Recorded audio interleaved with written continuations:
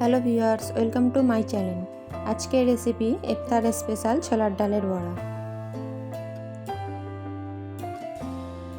ডালের বড়া বানানোর জন্য এখানে আমি 200 গ্রাম ছোলার ডালকে 6 থেকে 7 ঘন্টা ভিজিয়ে রেখেছিলাম। এখন ডালগুলোকে আমরা মিক্সিতে দিয়ে পেস্ট করে নেব।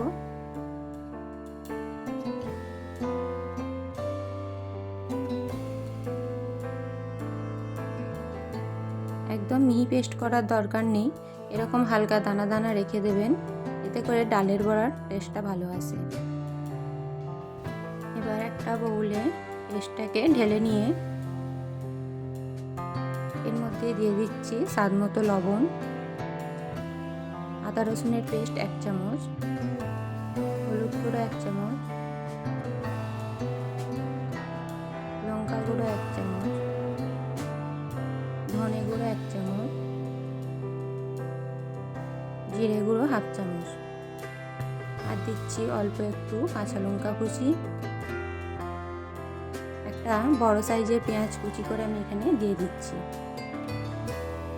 এবার এটাকে ভালো করে আমরা মাখিয়ে নেব।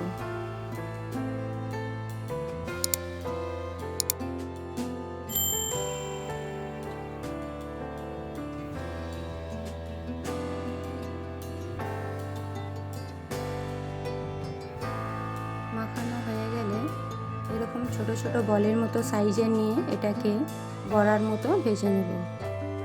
এখানে আমি একটা ফ্রাই প্যানে তেল গরম করে নিয়েছি। একে একে ডালের বড়াগুলো এর মধ্যে দিয়ে দিচ্ছি।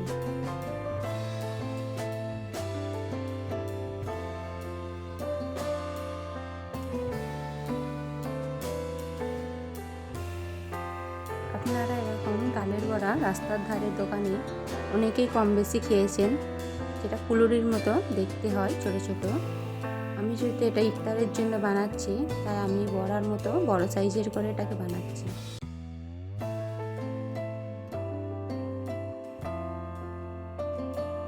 এখানে আমি গ্যাসের ফ্লেমটাকে মিডিয়াম টু লো রেখে বড়াগুলো লাল লাল করে ভেজে নেব।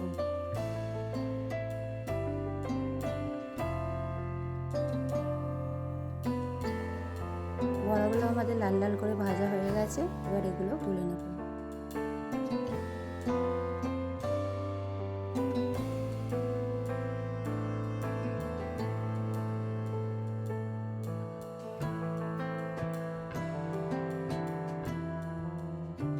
এভাবে সবগুলো বড়া তেলে দিয়ে আমি ভেজে নেব।